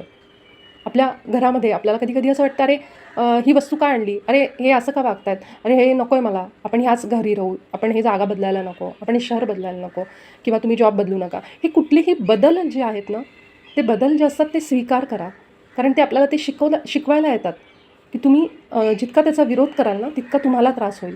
तुम्ही बदल पण शिकले पाहिजेत की कुठलाही बदल होतो आहे ना, तो एक विश्वास ठेवायचा होता मनाशी घट्ट की हा बदल जो आहे ना तो माझ्या भगवंताच्या इच्छेप्रमाणे होतो आहे. किंवा आपला हायर सेल्फ, जे कोणी देवाला जास्त मानत नाहीत किंवा गुरूंना, असं म्हणजे असं बऱ्याच जणांचं असतं की सगळ्या शक्ती माझ्या आत आहेत, कारण तसंच आहे की शिवोहम, आपल्या आतच भगवंत आहे. तर असं पण आहे. जर असं कोणी म्हणत असेल ना, तर त्यांनी म्हणायचं की माझी आतली जी माझी भगवंत आहे, माझा ईश्वर आहे, माझा हायर सेल्फ आहे, त्याच्या इच्छेप्रमाणे सगळं होतं आहे, मला कसलीही भीती नाही आहे. पूर्ण विश्वास, पूर्ण ट्रस्ट आणि सरेंडर 100%. की असं नाही की आपण म्हणतो आहे पण त्या बदलामध्ये समजा गेल्या गेल्या त्रास झाला काही, मग आता अरेच्या मग माझं चुकलंच का काय, मी विश्वास म्हणजे डळमळीत व्हायला नको आहे. कारण ती पण आपली की खरोखर विश्वास आहे का वरवरचा विश्वास आहे. जरी त्या नवीन शहरामध्ये आपण गेलो, नवीन जागेमध्ये गेलो आणि तिथं काही त्रास झाला, तरीसुद्धा आपला विश्वास पाहिजे की हे पण मला काहीतरी शिकवतं आहे. आणि हे सगळे बदल आपण अगदी 100% आतून स्वीकारले पाहिजेत. फक्त एक मात्र हेतू ठेवायचा, एक संकल्प ठेवायचा की माझा परमात्मा, परमेश्वर माझ्यासाठी हे बदल करत आहे, माझा विश्वास आहे.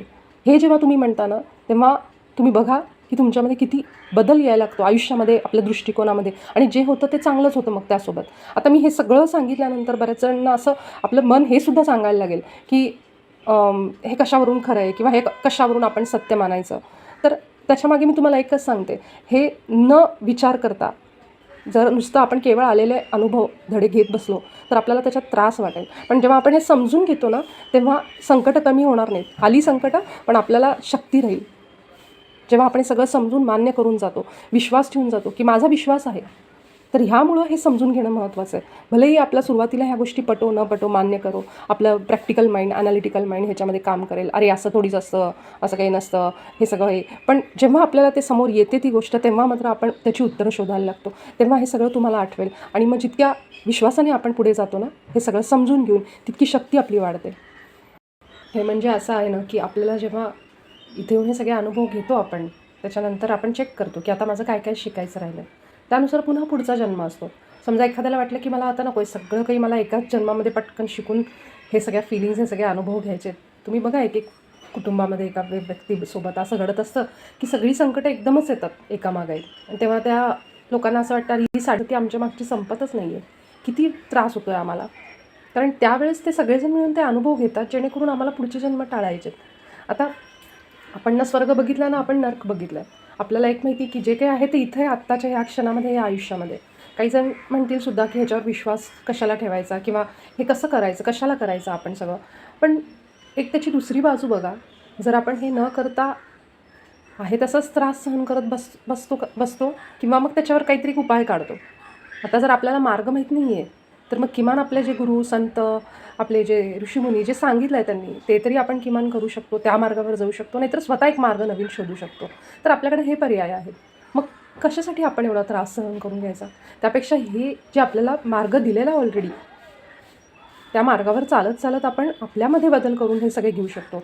समजा आता ह्याच्यामध्ये असं पण बरेच जण विचारतात की आता राग येतो किंवा कोणाबद्दल द्वेष वाटतो किंवा अजून कुठली भावना असते, तर एक 2-4 दिवस आपल्यामध्ये हे बदल व्हायला वेळ लागला किंवा आपण हे सगळं बदल पूर्णपणे सगळं बाहेर काढायला हे नको येते, हे वेळ लागणार आपल्याला. त्याच्यात इतकं काही त्याचं वाईट वाटून घ्यायचं नाही किंवा त्याचा विचार करत बसायचा नाही. तो एक अनुभव म्हणून बघायचा की मला जो राग आला ना, तो राग आल्याशिवाय मला कळणार पण नाही ना की माझ्यात बदल किती झाला आहे.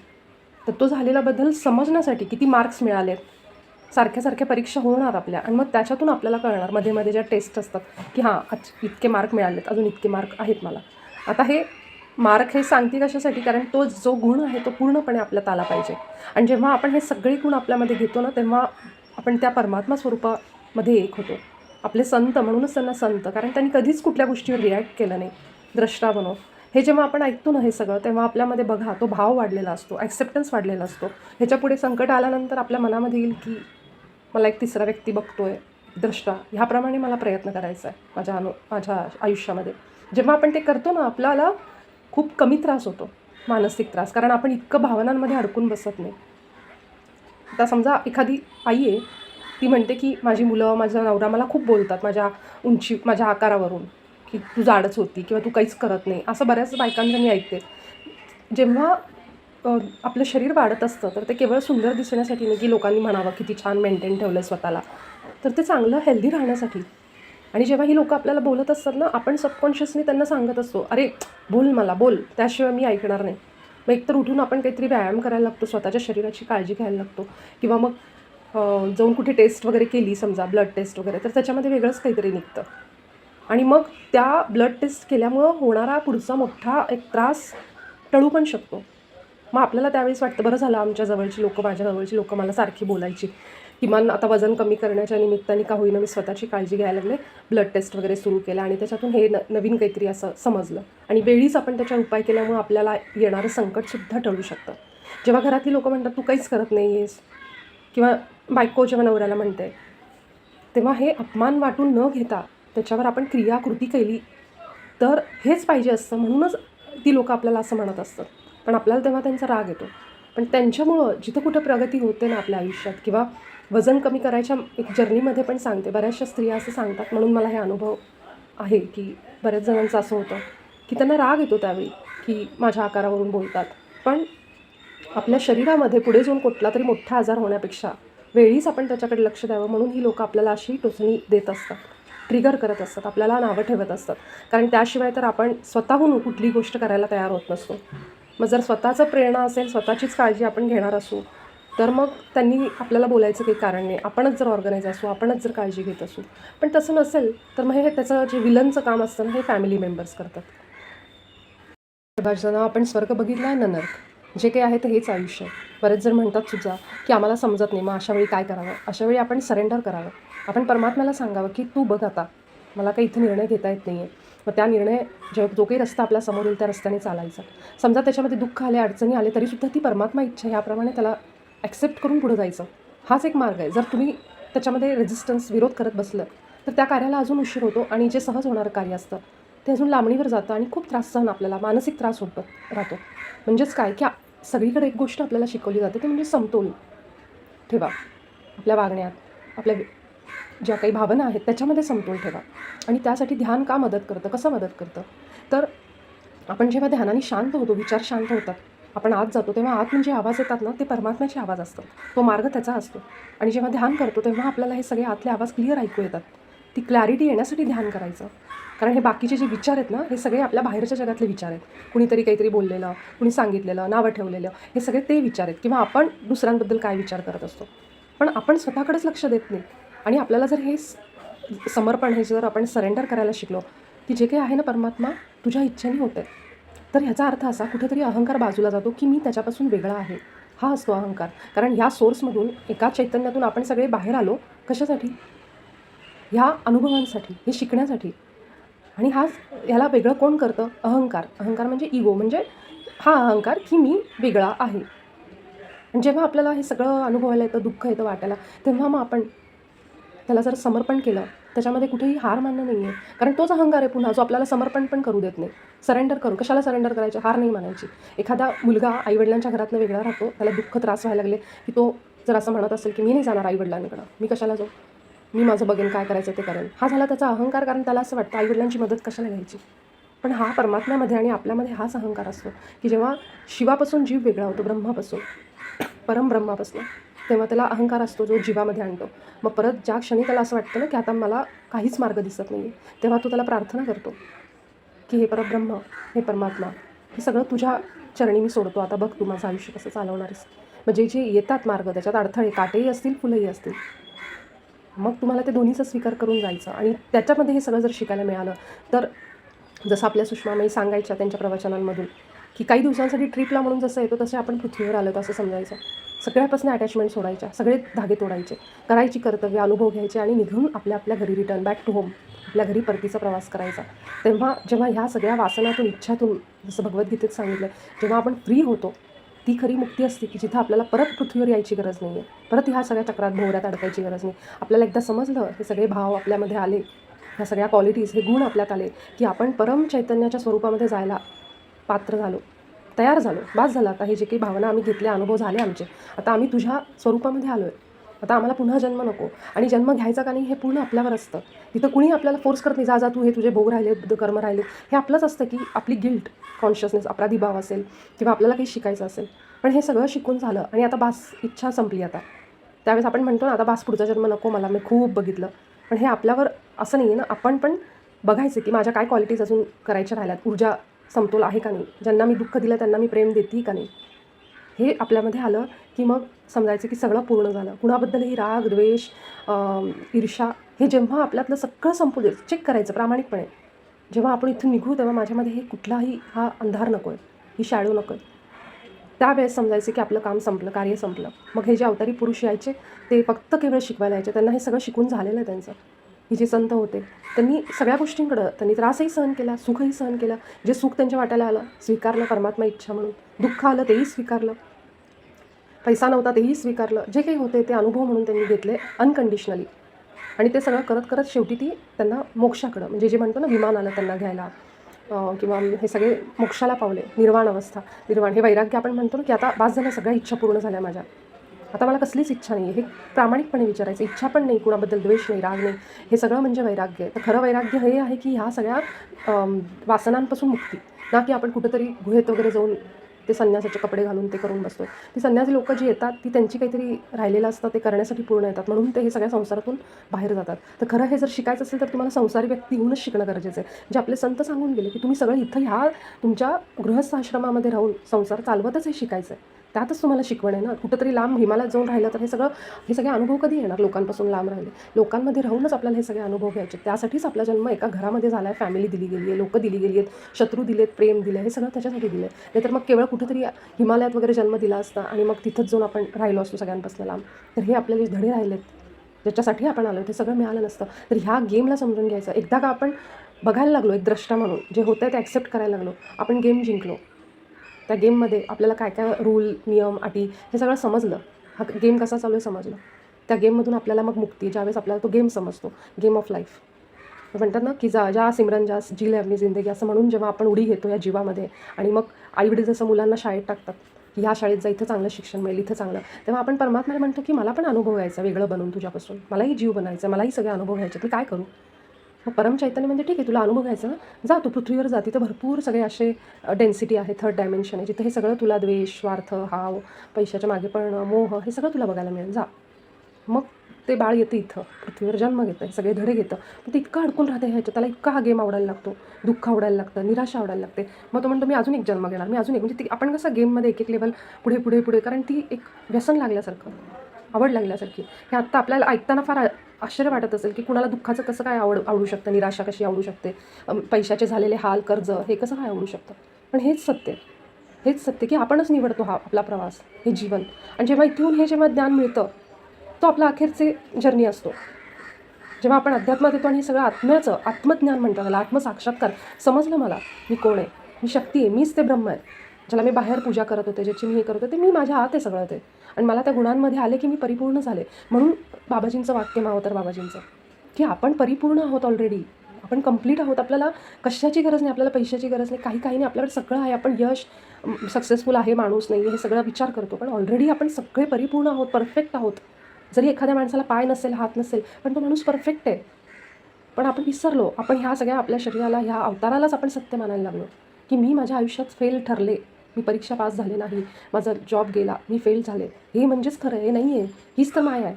आपण ऑलरेडी परिपूर्ण आहोत, फक्त आपण विसरलो आहे. आणि आता आपण काय करतो आहे, हे सगळं आठवतो आहे पुन्हा की मी म्हणजे परब्रह्म आहे, माझ्या आतच ब्रह्म आहे, अहम ब्रह्मास्मी. आणि मग ते जेव्हा शक्ती आपल्याला आठवायला लागते, स्वरूप आठवायला लागतं, तेव्हा आपण त्याच्याप्रमाणे बनायला लागतो. आत्मविश्वास, धाडसी भाव येतो, प्रेम येतं, सरेंडर येतं, सगळ्याचा स्वीकार करायला लागतो, क्षमा, प्रेम, हे सगळं हळूहळू समजायला लागतं. आणि मग आपण त्याच्याप्रमाणे बनतो आणि या गेममधनं बाहेर पडतो. बास, आता मला सगळं जे अनुभव घ्यायचा आहे, सगळ्या लेवल क्रॉस झाल्या आता माझ्या, आता मी हे गेम समजला मला कसा आहे तो. आणि जेव्हा तुम्ही त्याच्याकडे दृष्टीने बघायला लागता ना, तुमचे ते अनुभव जे असतात, त्रास होण्याचे, लोक त्रास देण्याचे, सगळे कमी होतात. कारण त्या लोकांना आपण सांगितलेलं असं, जोपर्यंत मला आठवत नाही ना, तू मला एक मोठी टाचणी घ्यायची आणि त्याच्याने सारखं टोचत राहायचं, आणि ते एकदा झालं काम की त्यांचा रोल संपला. मग आपण ह्या गेममधनं बाहेर आऊट, मग बॅक टू होम, आपल्या घरी निघायचं. मग हे सगळं समजून घेऊन जेव्हा आपण निघतो तेव्हा आपल्या हातात असतं की पुन्हा जन्म घ्यायचा किंवा नाही. मग जर आपल्याला हे नको असेल, सगळं शिकून झालेलं आहे, मग आपण त्या सायकलमधनं, जन्ममरणाच्या चक्रातनं बाहेर पडतो. आणि हेच आपल्याला एकनेक शब्द ह्यातला माझा अजिबात नवीन नाही आहे, किंवा मी हे कुठलंही मनाचं सांगत नाही. माझ्या आयुष्यामध्ये सुद्धा मी जेव्हा हे वापरायला सुरू केलं आहे, मी स्वतःला पूर्ण बदललेलं बघते. माझ्या आयुष्यातला त्रासच कमी झाला. आता कुठली गोष्ट होऊ दे, मला बिलकुल त्रास नाही वाटत त्या गोष्टीचा. का? स्वीकार भाव आला आहे, विश्वास वाढला आहे की जे होतं आहे ना माझ्या चांगल्यासाठी होतं आहे. आणि जेव्हा ह्या भावनेने आपण जगतो ना, तेव्हा बघा आपण त्या गेमचे विनर व्हायला लागतो. आपल्याला समजायला लागतं, मग आवडतं, मग काहीच वाटत नाही. जे आपले संत, आपले योगी जे होते ना, असे सतत बघा एका न्यूट्रल भावनेमध्ये असायचे. त्यांना ना सुखाचं काही वाटायचं ना दुःखाचं, कारण त्यांना समजलं की मी तर फक्त हे रोल प्ले करायला आलो आहे. सुख खूप छान म्हणलं लोकांनी, त्याचंही काही आवड हे वाटत नाही. खूप त्रास दिला त्याचंही काही वाटत नाही. मला खूप आश्चर्य वाटायचं जेव्हा मी हे सगळे ऐकायचे, तेव्हा कसं काय हे करू शकतात? कारण त्यांनी भावनांवर, विचारांवर विजय मिळवला. त्यांचा जो विचार येतो मनात, हा त्यांचा नाही आहे. त्यांना समजतं तो जर आपल्या हिताचा नाही आहे, कुणाबद्दल तरी राग निर्माण करतो, तर तो नाही आहे त्यांचा. जो विचार कुठल्याही गोष्टीचा, माणसाचा, व्यक्तीचा, परिस्थितीचा राग म्हणजे प्रेम आणि प्रकाश सोडून दुसरं काहीही निर्माण करत असेल, तो विचार आपला नाही आहे. हे एवढं एकच मनात ठेवायचं आणि आहे त्या गोष्टी स्वीकारत हे सगळं समजून घेऊन हा प्रवास आहे आपला. लगेच आज समजलं म्हणजे उद्यापासून आपल्यात बदल झाला पाहिजे असं नाही आहे. हे समजून घ्यायचं सगळं आणि मग हळूहळू आपल्यामध्ये बदल सुरू करायचे म्हणजे काय, ती सहजपणे आपण त्या स्थितीमध्ये गेलो पाहिजे. सहजपणे जेव्हा ती सहज स्थिती येते, रोजच्या आयुष्यात आपण असे वागायला लागतो, तो एंड झाला आपल्या गेमचा. मग फक्त जेवढं आयुष्य आहे तेवढं जगायचं आणि आपण ह्या सायकलमधनं मुक्ती पावतो. आपल्याला मुक्ती मिळते, आपल्या हातात असतं ते. आणि ह्यासाठीच आपण हे जन्म घेतलेत. आपण किती बिझनेस करू, किती प्लॅनिंग करू, किती पैसा कमवू. पैसा म्हणजे फक्त इथं राहण्यासाठी दिलं गेलेलं साधन आहे. आयुष्य करण्यासाठी, मजा करण्यासाठी सगळं करायचं. जे काही आपल्याला मिळालं त्या पैशाचा पूर्ण उपभोग घ्यायचा. जे पाहिजे ते, पार्टीला जायचं, ऑफिसच्या घरी काही पार्टी असेल, सगळीकडे जायचं. संसारात राहून सांसारिक माणूस बनून ह्या सगळ्यातनं आपण मुक्त व्हायचं. ह्या सगळ्या नको असलेल्या बिनकामाच्या त्रास देणाऱ्या भावनांमधून. हेच खरं गेम ऑफ लाईफ आहे. आणि शिकताना जेव्हा आपल्याला खूपच त्रास होत असेल तेव्हा प्रार्थनेचा सहारा घ्या, मदत मागा. तर आता तुम्हाला समजत असेल की जे आपण नेहमी म्हणतो ना की मदत मागा. मदत मागण्याने कुठेही आपण कमी होत नाही किंवा आपण हरत नाही. त्यावेळी आपल्याकडे समर्पण असतं. त्यामुळे मदत मागितली पाहिजे. जिथं आपल्याला काही सुचत नाही आहे, दिसत नाही आहे, आपल्याला खूप त्रास होतो आहे, अशावेळी भगवंताला मदत मागा. आणि त्या लोकांना, ज्या लोकांकडनं खूप त्रास होतो आपल्याला, त्यांना तुम्ही प्रेम आणि प्रकाश पाठवा. हे जे बाबांनी सांगितलं आहे, बाबाजींनी, त्याचा अर्थ तुम्हाला आता कळत असेल की बाबाजी ते का म्हणतात. कारण ती लोकं तुम्हाला ते शिकवण्यासाठी आली आहेत. जेव्हा तुम्ही त्यांना प्रेम आणि प्रकाश पाठवायला लागतात, तुम्ही शिकलात, मग ते कमी झालेला त्रास तुम्हाला जाणवेल. म्हणून त्यावेळेस प्रेम आणि प्रकाश हे तुम्ही सगळ्या सृष्टीला पाठवा. तुमच्या सगळ्या सृष्टीमध्ये ज्या ज्या गोष्टींना तुम्ही त्रास दिला असेल किंवा जे शिकायचं त्यांना सगळ्यांपर्यंत तुमचे जेव्हा वाईब्स जातात, प्रेम प्रकाश फ्रिक्वेन्सी जाते, तेव्हा ते सगळे त्रास कमी झालेले जाणवतात. यामध्ये अजून एक मेसेज मला आत्ता येतो आहे की जेव्हा आपण दुसऱ्याला निंदा करतो दुसऱ्याची, तर आपल्याला जे सांगितलं जातं संत म्हणायचे, कुणाचीही निंदा करू नका, कारण त्याचा प्रवास आहे. ह्यामध्ये जर एखादी व्यक्ती दारूच्या व्यसनामध्ये असेल, खूप त्रास होत असेल किंवा कुठली दुसरी नशा करत असेल ज्याचं त्याला व्यसन आहे, आता त्याचा धडा काय आहे ह्या जन्मामध्ये की त्या व्यसनापासून, मोहापासून लांब राहायचं. पण त्याचं अर्धं आयुष्य त्या व्यसनामध्ये जातं. कितीतरी लोकं आपण बघतो की आयुष्यभर म्हणजे वयाचं 50 येईपर्यंत दारूमुक्ती, नशामुक्ती केंद्रामध्ये असतात. बाकीची लोकं त्यांना नावं ठेवतात, अरे बघा ह्यांचं बघा, हे काय झालं. पण त्या माणसाचा धडाच तो आहे, त्याच्यासाठीच तो आला आहे. कुठला तरी मित्र त्याला तरुण वयामध्ये भेटतो, जो त्याला दारूची सवय लावतो, त्याच्याबरोबर राहून हा दारू घ्यायला लागतो आणि तो इतका त्याच्यामध्ये अडकून जातो की ते दारूचं व्यसनच लागतं. म्हणजे त्याचा कुठल्या तरी जन्मामध्ये असं झालं असणार आहे की तो खूप कुठल्याही गोष्टीच्या आहारी जात असेल, मोहामध्ये अडकून राहत असेल. मग ह्या जन्मामध्ये दारू आहे. मग तो इतका दारू प्यायला लागतो की सगळं घरदार वाटोळं होतं. मग शेवटी त्याला केंद्रामध्ये सुटका होण्यासाठी घालावं लागतं. तिथंही तो ऐकत नाही. मग अशा वेळी त्याचं अर्धं आयुष्य ते शिकण्यामध्ये निघून जातं आणि मग शेवटी तो त्याच्यापासून मुक्त होतो. केवळ त्याचा जन्म झालेला असतो मोहापासून मुक्ती. आणि आपण काय बघतो, अरे बघा नशा करतं पोरगं यांचं, बघा यांना दारूची लत लागली, बघा सिगरेट घेतोय. तो त्याचा प्रवास आहे, त्याला तेच तर धडे घ्यायचेत, म्हणून त्यासाठीच तर तो आला आहे. म्हणून आपले संत सांगायचे, निंदा करू नका. इतकंच काय, आपल्या ग्रंथांमध्ये, आपल्या पोथ्यांमध्ये वेश्या जी असते, जसं महादेवांचं कुठलं ज्याला शिवलीलामृत, त्याच्यामध्ये पण त्या वेश्येचा उल्लेख आहे जी महादेवांची भक्त असते. तर जेव्हा अशी आपल्याला बायका दिसतात किंवा तर कुठल्याही पद्धतीने नावं ठेवायची गरज नाही. त्यांचा तो प्रवास आहे. त्यांना त्यांचे जे लेसन्स आहेत ते घ्यायचे असतात. तो आत्मा आहे, तो परमात्म्याचा अंश आहे. हे आपण विसरतो आणि नावं ठेवायला सुरू करतो. पण जिथं आपण नावं ठेवतो, आपण त्यांच्या कर्माशी बांधील राहतो. म्हणून आपले संत जीव तोडून आपल्याला तळमळीने सांगायचे, निंदा करू नका कुणाची. जो माणूस जसा आहे त्याला तशा पद्धतीने स्वीकार करा, मान्य करा. एखादा मुलगा खूप वाया गेलेला असतो, आपण म्हणतो पोरगं वाया गेलं आहे कारण त्याला ते धडे घ्यायचे आणि आपण त्याला तिसरा माणूस म्हणून त्या पद्धतीने त्याला निंदा करायला लागतो. त्याला जज करतो की काय आईवडिलांनी संस्कार दिलेत ह्या पोराला, बघा आईवडिलांचे संस्कार दिसतात. आता आपण बघतो पिढी पण आजची मुली अशा वागतात. हे सगळं जे आहे ना, हे सगळं एक प्लॅनिंग आहे, एक प्लॅन आहे. एवढं लक्षात ठेवायचं. कुठलीही मुलगी कशी वागती, काय वागती, आपल्या समाजामध्ये कसं आपण चालू आहे, आपण किती गोष्टी बोलतो, करेक्ट. पण हे सगळं जे प्लॅन होऊन आलेले की त्यांनी तसं वागावं, यांनी असं हे करावं, त्यांचे धडे असतात, त्यांचं प्लॅनिंग असतं. पण आपण त्याला कायम त्या माणूस म्हणून बघायला लागतो, शरीर म्हणून बघतो, त्याचा स्वभाव म्हणून बघतो आणि आपण पूर्ण विसरतो की हे सगळं प्लॅन आहे, हा दैवी प्लॅन आहे, ज्याच्यामधले ते कॅरेक्टर आहेत, ते प्ले करत आहेत. जेव्हा आपल्याला ह्या गोष्टी समजतात त्या दिवसापासून आपण सगळ्यांकडे एक आत्मा म्हणून बघायला लागतो. आलो की नाही आपण आत्मस्थितीला. हीच आपल्या संतांची, बिचारे जे जन्म घेऊन गेले आपल्यासाठी, तळमळीने शिकून गेले, त्यांना कुठल्याही गोष्टी वेळेत मिळाल्या नाहीत, इतके त्यांचे समाजाने पण हाल केले. आता स्वामी असतील, गजानन महाराज असतील, त्या सगळ्यांनी आपल्यासाठी, संतांनी आपल्यासाठी जन्म घेतले, इतक्या यातना सहन केल्या, आपल्यासाठी ते आले हे सगळं सांगायला. आणि इतके अवतारी पुरुष येऊन गेले, सगळे फिजिकल ह्या शरीर रूपामध्ये त्यांना यावं लागलं हे सगळं समजून सांगण्याकरता. पण आपली लोकं ऐकायच्याच तयारीत नव्हती. त्यामुळे मग त्यांनी लोकांना संकटातनं बाहेर काढायची, त्यांच्या परीने मदत करायची प्रयत्न केली. पण शेवटी लोकं डिपेंड व्हायला लागली, जे त्यांना नको होतं. त्यांना पाहिजे होतं की प्रत्येकाने आत्मज्ञान ओळखावं आणि मग बाहेर यावं त्याच्यातनं, स्वतःचं स्वतः, आणि मग स्वतःची मुक्ती करावी. त्यामुळे हे सगळ्या पोथ्या आहेत त्यांच्या, की ज्याच्यात त्यांनी हे समजून सांगायचा प्रयत्न केला आहे. त्यामुळं आज हे ऐकल्यानंतर प्रत्येकाने आपल्या आयुष्यात विचार करा की इथून पुढं माझ्याकडनं मी काय काय स्वतःमध्ये बदल करू शकते. आणि पुन्हा एकदा जेव्हा तुम्ही आपले संतांचे जे कुठले तुम्ही पोथी वाचता ते वाचाल किंवा अशा सिरियल बघाल टी व्हीवर, तेव्हा हे सगळं लक्षात असू द्या. मग तुम्हाला इतकं कनेक्ट होईल त्याच्याशी, मग तुम्हाला खूप तुमच्या आयुष्यात फरक पडत जाईल जेव्हा तुम्ही हे ज्ञान तुमच्या आयुष्यात समजून त्याचा वापर करायला लागाल. आणि हीच भगवंताची इच्छा आहे, हे त्याचेच शब्द आहेत, हे मात्र लक्षात असू द्या. म्हणतात ना की जे होत आहे, जे होणार आहे आणि जे झालं हे सगळं योग्य आहे. कारण कुठलाही अपराधी भाव, अरे हे राहिलं, अरे मी आज हेच केलं नाही, माझ्याकडनं हेच घडलं नाही, कुठलाही स्वतःला दोष देणं, अपराधी भाव, कुठलीही भावना अशी आपल्यामध्ये राहिली आणि आपण प्रत्येक गोष्टीमध्ये जर त्या चुका बघायला लागलो की असं कसं काय झालं, तर आपण पुन्हा त्या सायकलमध्ये अडकलो. आणि जर हे आपण न काढता या जन्मातनं गेलो बाहेर, तर शक्यता आहे की पुन्हा आपण या जन्मामध्ये येऊ, पुन्हा एकदा नवीन जन्म, खास ते शिकायला जे आपलं शिकायचं राहिलं आहे. काही लोकांचं आपण म्हणतो ना, अरे ह्यांच्या आयुष्यात सगळं सरळ आयुष्य आहे, ह्यांना काहीच त्रास नाही आहे, हे किती पण आम्ही चांगलं वागलं पण हे कसेही वागतात पण ह्यांचं आयुष्य चांगलं आहे. कारण त्यांचा तोच धडा राहिलेला असतो शिकायचा, 1-2च धडे राहिलेले असतात जे शिकण्यासाठी तो पूर्ण जन्म घेतात. आणि बरं परत नाही शिकलं तर आपण म्हणतो अख्खा जन्म वाया घालवला, पुन्हा नवीन जन्मात या.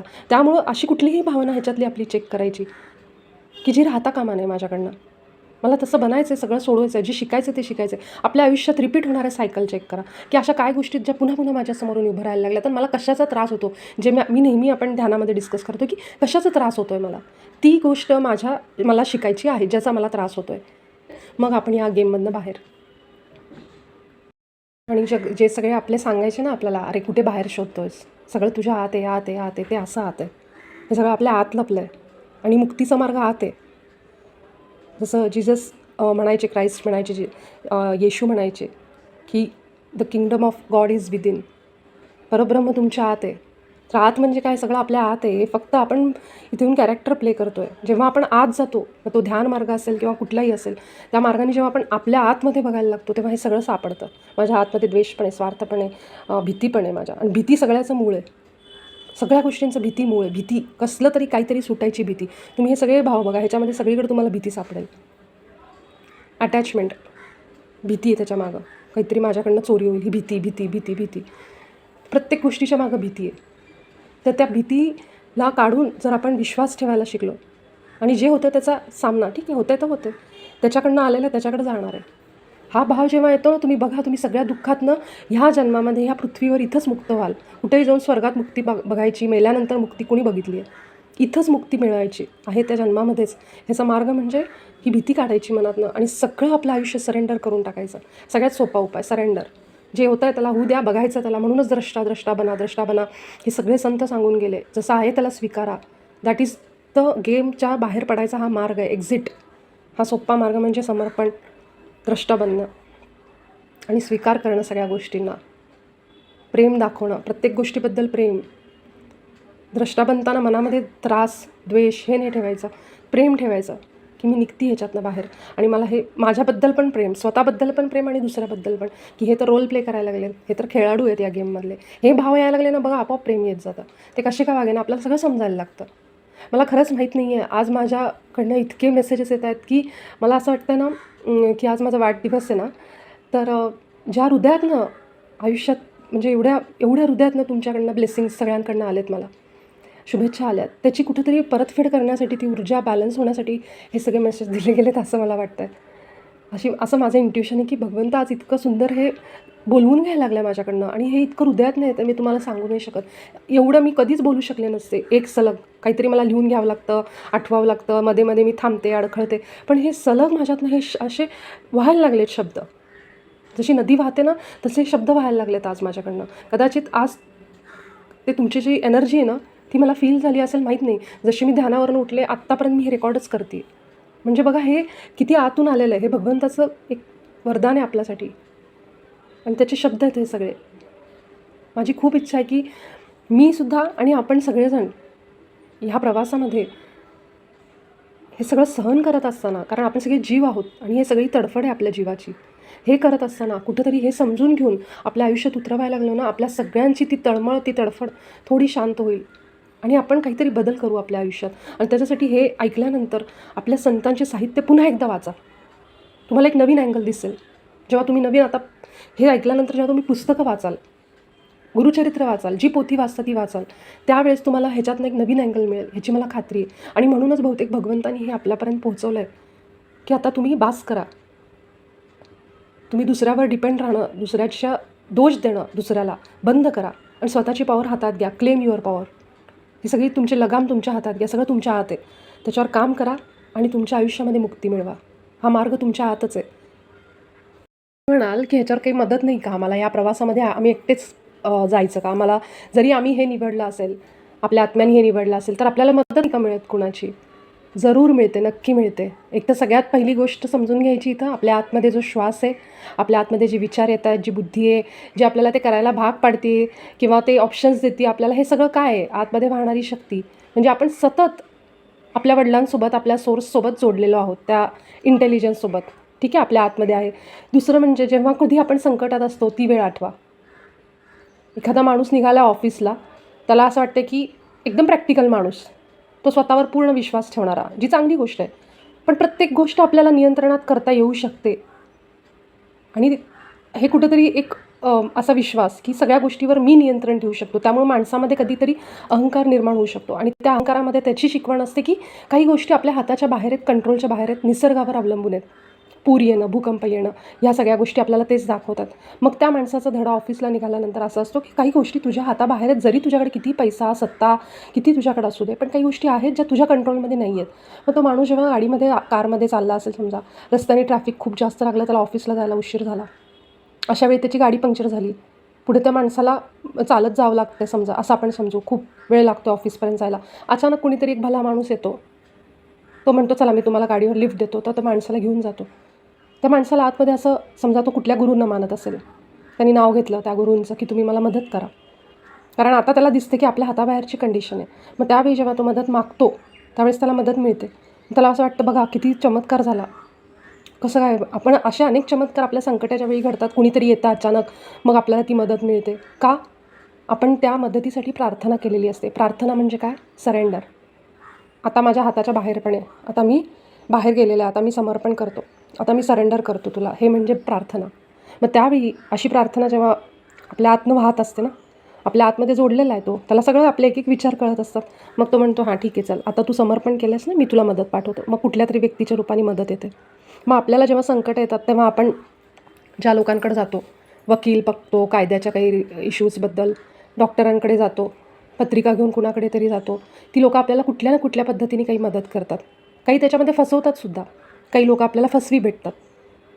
मग आपण तिथं परत मदत मागतो की आम्हाला असं चांगला कोणीतरी दे जो आम्हाला ह्याच्यातनं बाहेर काढेल.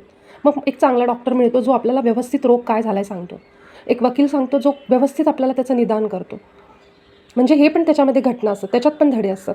मग जेव्हा आपण अशी प्रार्थना करतो, म्हणून प्रार्थनेला महत्त्व आहे की तुम्ही समर्पण करता त्यावेळेस की आता मी माझी सगळं बुद्धी वापरून बघितली, आता हे चैतन्य, आता तुला मी समर्पित होतो.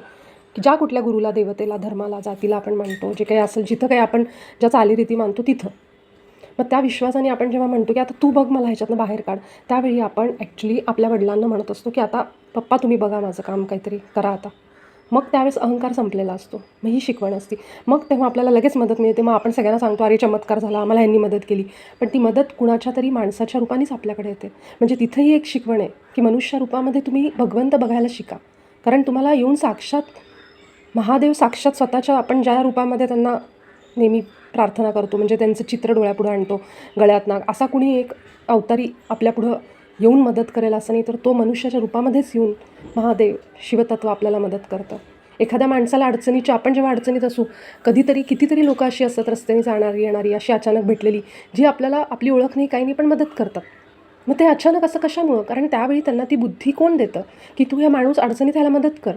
मग आपण सगळ्यांना सांगत सुद्धा आमच्याबरोबर चमत्कार झाला चमत्कार, पण जेव्हा आपल्या मनामध्ये हा भाव येतो की हे भगवंता मी अडचणीत आहे, मला तू मदत कर, त्यावेळी आपण समर्पणमध्ये असतो, सरेंडर, आणि मग भगवंताचा जो करुणा भाव असतो तो आपल्याला मदत करतो.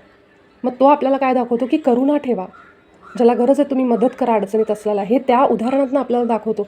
म्हणून आपण आपल्या आयुष्यात करुणा करायला शिकायला पाहिजे. पण आपण ते विसरतो. आपण फक्त देवाचे आभार मानतो, त्या माणसाचे आभार मानतो, पण त्यातनं जे शिकवलं गेलं आहे हे विसरतो.